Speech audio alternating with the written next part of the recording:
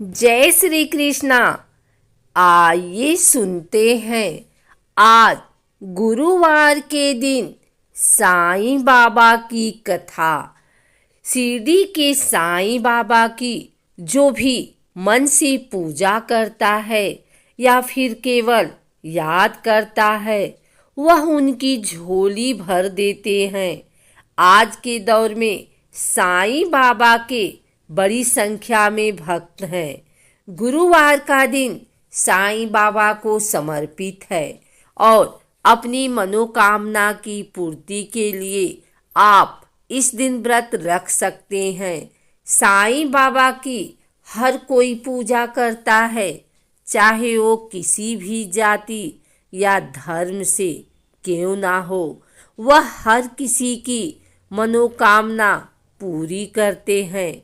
लेकिन गुरुवार के दिन व्रत रखने वाले जातकों पर उनकी विशेष कृपा बनी रहती है। अगर आप साईं बाबा की विशेष कृपा बनाए रखना चाहते हैं तो हम आपको कथा और पूजन विधि के बारे में जानकारी दे सकते हैं। साईं बाबा का हमेशा एक ही मूल मंत्र रहा है और वह है सबका मालिक एक। साईं बाबा का व्रत बहुत आसान है। आप गुरुवार के दिन ब्रह्म मुहूर्त में उठकर स्नान वगैरह से निवृत्त होकर सबसे पहले साईं बाबा का ध्यान करें और व्रत का संकल्प करें। इसके बाद उनकी मूर्ति या तस्वीर पर गंगा जल के छींटे देकर उनका पीला कपड़ा धारण करें। फिर पुष्प, रोली और अक्षत के छींटे दें। धूप घी से उनकी आरती करें और गाएं। इसके बाद पीले फूल उनको अर्पित करें और अक्षत व पीले फूल हाथ में रखकर उनकी कथा सुने। इसके बाद आप बेसन के लड्डू या फिर अन्य पीली मिठाई को भोग लगा सकते हैं। इसके बाद अपनी मनोकामना बाबा से कहें और प्रसाद सभी में वितरण कर दें। अगर संभव हो सके तो दान जरूर करें। साईं बाबा का व्रत कोई भी कर सकता है, चाहे वह बच्चा हो, बुजुर्ग हो या फिर महिला। उनके व्रत की संख्या 9 गुरुवार होनी चाहिए। व्रत के दौरान आप फलाहार ले सकते हैं। आप समय समय पर चाय, फल आदि का सेवन कर सकते हैं। शाम में साईं बाबा के सामने दीपक जलाकर उनके मंदिर में दर्शन करने जाएं और एक समय भोजन कर सकते हैं। व्रत के दौरान अगर स्त्रियों को मासिक समस्या आए या फिर अन्य कारणों से आप व्रत नहीं कर सकते तो आप दूसरे गुरुवार को व्रत कर सकते हैं। अंतिम व्रत के दौरान आप गरीबों को खाना खिलाएं और दान करें। आप रिश्तेदारों और पड़ोसियों को साईं बाबा के व्रत की किताबें दे सकते हैं। इनकी 5, 11 या फिर 2100, इससे आपको उद्यापन भी पूरा हो जाएगा। कोकिला नाम की महिला और उनके पति महेश भाई गुजरात के एक शहर में रहते थे। वे दोनों एक दूसरे के साथ प्रेम भाव से रहते थे, लेकिन महेश भाई का स्वभाव झगड़ालू था। वहीं कोकिला बहन बहुत ही धार्मिक स्त्री थी, भगवान पर हमेशा विश्वास रखती थी। झगड़ालू स्वभाव के कारण उनके पति का धंधा रोजगार ठप होने लगा और दूसरे कमाई का कोई जरिया नहीं था।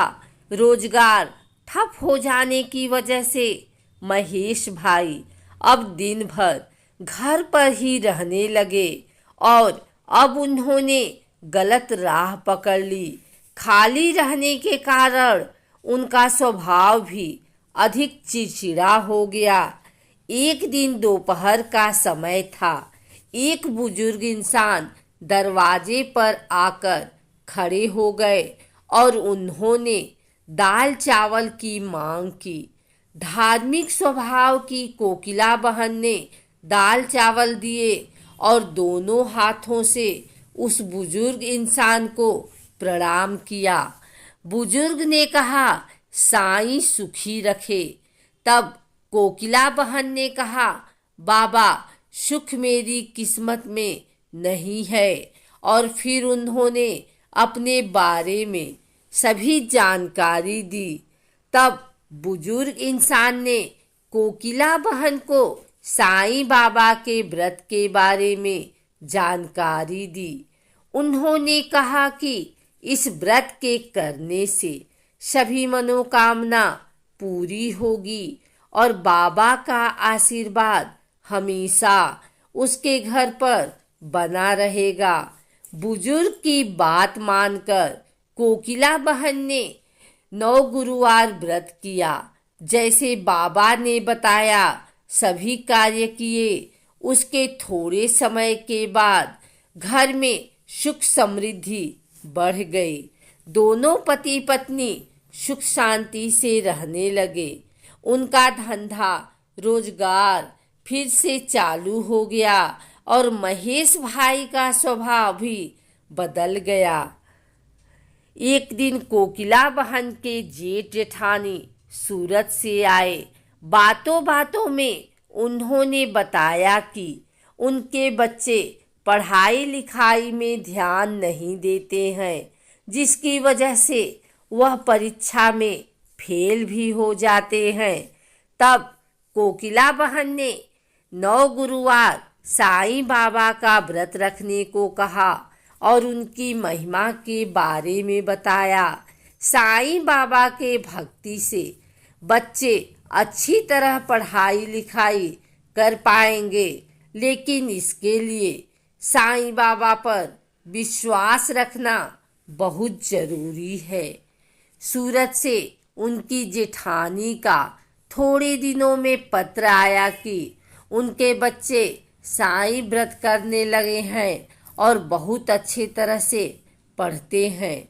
उन्होंने भी व्रत किया था और व्रत की किताबें जेठ के ऑफिस में दे दी थी। फिर एक के बाद ऐसे कई अद्भुत चमत्कार हुए। हे साईं बाबा, आप जैसे सभी लोगों पर प्रसन्न होते हैं, वैसे हम पर भी होना और अपना आशीर्वाद हमेशा बनाए रखना।